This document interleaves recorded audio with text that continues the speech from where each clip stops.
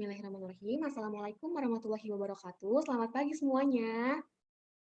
Wah, masih pada belum semangat nih. Selamat pagi, pagi, semangat pagi. Baik, how are you today? I'm fine too. Masih pada semangat kan belajarnya? Wah, alhamdulillah ya. Semoga kita semua selalu dalam keadaan sehat dan selalu semangat ya belajarnya. Untuk memulai pembelajaran hari ini, mari kita berdoa terlebih dahulu. Ayo silahkan ketua kelasnya pimpin doa. Baik, terima kasih. Selanjutnya, kita akan menyanyikan lagu Indonesia Raya sebagai wujud cinta kepada negara kita. Semuanya diharap untuk duduk tegak ya. Saya memori. Selanjutnya, Ibu absen dulu ya. Apakah hari ini ada yang tidak hadir? Tidak ada. Wah, nihil ya berarti alhamdulillah. Nah, hari ini seperti yang kalian lihat di PowerPoint, hari ini kita akan belajar pada tema 2, selalu berhemat energi, subtema 1, sumber energi pada pembelajaran ke-1. Nah, tujuan pembelajaran hari ini adalah dengan menyimak video, kalian mampu menjelaskan kegunaan energi matahari dalam kehidupan secara tepat. Yang kedua, dengan mengerjakan LKPD, kalian mampu membuat peta pikiran manfaat energi matahari secara mandiri. Yang ketiga, dengan menyimak video, kalian mampu menemukan informasi penting tentang pemanfaatan sumber daya alam bagi kegiatan ekonomi manusia secara tepat. Yang keempat, dengan kegiatan berkelompok, kalian mampu membuat poster hasil pengamatan kegiatan ekonomi yang memanfaatkan sumber daya alam di lingkungan sekitar dengan benar. Dan yang kelima, dengan mencermati teks bacaan, kalian mampu mengidentifikasi informasi penting dari sebuah teks bacaan secara tepat. Dan yang keenam, dengan mengerjakan LKPD, kalian mampu menuliskan gagasan pokok dari teks bacaan secara mandiri. Nah, hari ini kita akan belajar mengenai kegunaan energi matahari, pemanfaatan sumber daya alam, serta gagasan pokok dan pendukung dalam teks bacaan. Nah, pada materi sebelumnya, kita telah belajar tentang gagasan pokok dan pendukung dalam wacana. Coba kalian perhatikan teks bacaan pada paragraf-paragraf berikut ini. Ibu beri waktu 5 menit ya.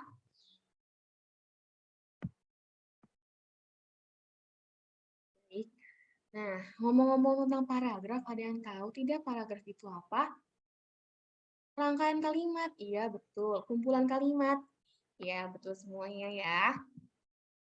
Nah, gagasan atau paragraf yaitu suatu gagasan yang berbentuk serangkaian kalimat yang saling berkaitan satu sama lain. Nah, kegunaan dari paragraf adalah untuk menjadi penanda dimulainya topik baru dan memisahkan gagasan-gagasan utama atau gagasan pokok yang berbeda. Nah, setiap bacaan biasanya terdiri atas beberapa paragraf. Setiap paragraf memiliki gagasan pokok yang diperkuat oleh gagasan pendukung seperti yang sudah kita bahas di materi sebelumnya ya. Oke.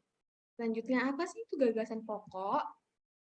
Gagasan pokok adalah ide utama yang dibahas dalam suatu bacaan.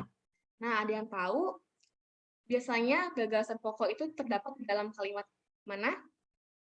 Iya, benar sekali. Gagasan pokok itu biasanya terdapat di dalam kalimat utama. Nah, selain ada gagasan pokok, tadi kan kita membahas tentang gagasan pendukung. Apa sih gagasan pendukung itu? Nah, gagasan pendukung adalah uraian atau tambahan informasi untuk gagasan pokok. Nah, gagasan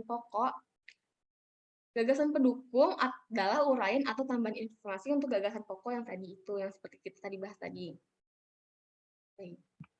Nah, selanjutnya, bagaimana sih langkah-langkah menentukan gagasan pokok dalam suatu paragraf? Nah, yang pertama, kalian perlu baca paragraf dengan cermat. Yang kedua, kalian cermati kalimat pertama hingga terakhir. Yang ketiga, teruslah membaca kalimat demi kalimat hingga gagasan pokok paragraf ditemukan. Dan yang keempat, kalian perlu ingat gagasan pokok sebagai isi atau inti paragraf yang dapat terletak di awal dan akhir, atau di seluruh paragraf. Sampai sini paham? Oke. Nah, selanjutnya kita akan membahas tentang keterhubungan antar gagasan dalam teks bacaan. Nah, di sini ada 2 paragraf. Coba kalian cermati paragraf-paragraf berikut ini. Kita baca bersama-sama ya yang di paragraf 1. Kalimat pertama, gerakan tari merak sangat indah. Kalimat kedua, penari meliuk ke kanan dan ke kiri sambil mengepakkan sayap. Kalimat ketiga, kepala penari mengangguk-angguk seperti merak. Kalimat keempat, penari juga berlari ke depan dan ke belakang mengikuti gaya burung merak. Nah, menurut kalian paragraf di atas merupakan paragraf yang padu atau tidak padu? Ya, betul sekali. Paragraf di atas merupakan contoh paragraf yang padu karena seluruh isi paragraf mendukung gagasan pokok, yaitu tentang keindahan gerak tari merak. Nah, gagasan utamanya terdapat dalam kalimat utama, yaitu kalimat ke-1 yang kemudian dirinci ke dalam kalimat penjelas. Nah, kalimat pertama kan tentang gerakan tari merak sangat indah.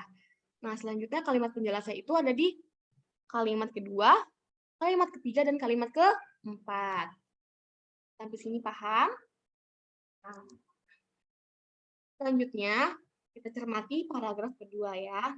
Kita baca bersama-sama.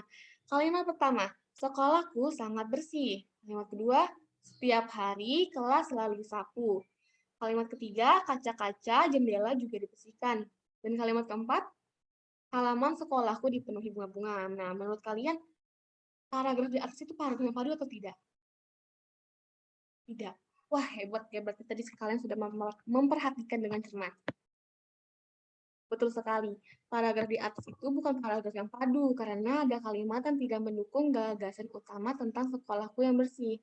Kalimat yang tidak mendukung gagasan paragraf di atas atau kalimat sumbang adalah ada di kalimat keempat. Kalimat halaman sekolahku dipenuhi bunga-bunga itu tidak mendukung gagasan utama tentang sekolahku yang bersih. Ya. Nah, kalimat sumbang itu apa sih? Nah, kalimat sumbang itu adalah kalimat yang tidak berhubungan dengan gagasan pokok dalam sebuah paragraf. Selanjutnya kita akan membahas keterhubungan antar gagasan dalam teks gambar. Nah, coba kalian perhatikan gambar berikut ini. Sedang apa ya kira-kira? Kita sebut saja namanya Rina ya. Sedang apa sih Rina di atas panggung? Sedang menyanyi. Wah, sedang pidato. Oh iya. Nah, jadi kita dapat membuat gagasan pokok dari sebuah gambar. Nah, berdasarkan gambar satu ini, kita dapat menentukan gagasan pokok. Gagasan pokok tersebut akan menjadi sebuah paragraf. Gagasan pokoknya kita bisa membuat acara perpisahan kelas 6 di SDN Pelita. Nah, kita dapat membuat kalimatnya. Itu SD Pelita mengadakan acara perpisahan kelas 6. Rina membawakan sebuah lagu pada acara itu. Suara Rina sangat bagus. Teman-teman Rina sangat kagum dengan suara merdinya. Selanjutnya, coba kalian perhatikan gambar kedua. Nah, kira-kira si Udin sedang apa ya? Ya, si Udin seperti pada gambar pertama, Udin seperti sedang meneriaki temannya untuk mengajak bermain bola. Yang pada gambar kedua, wah, terlihat menyenangkan ya. Si Udin sedang bermain bola bersama teman-temannya. Dan gambar ketiga sedang apa? Oh, terlihat si Udin sedang terjatuh ya. Dan yang keempat, nah karena tadi Udin terjatuh kan, dan bajunya kotor ya. Terus si Udin sekarang sedang mencuci pakaian. Nah, berdasarkan gambar kedua, ada 4 gagasan pokok dari tiap gambar tersebut. Nah, setiap gambar akan menjadi sebuah paragraf. Setiap gagasan pokok dalam gambar memiliki keterkaitan gagasan antara gambar satu dengan gambar yang lainnya. Contohnya pada gambar pertama. Ibu next ya. Nah, pada gambar pertama kita dapat membuat gagasan pokoknya yaitu Udin mengajak teman-temannya bermain bola. Pada gambar kedua kalimatnya permainan bola sangat seru. Pada gambar ketiga gagasan pokoknya yaitu Udin terjatuh di tanah berlumpur. Dan pada gambar keempat gagasan pokoknya yaitu Udin mencuci kaos bola yang terkena tanah. Sampai sini ada yang ingin ditanyakan?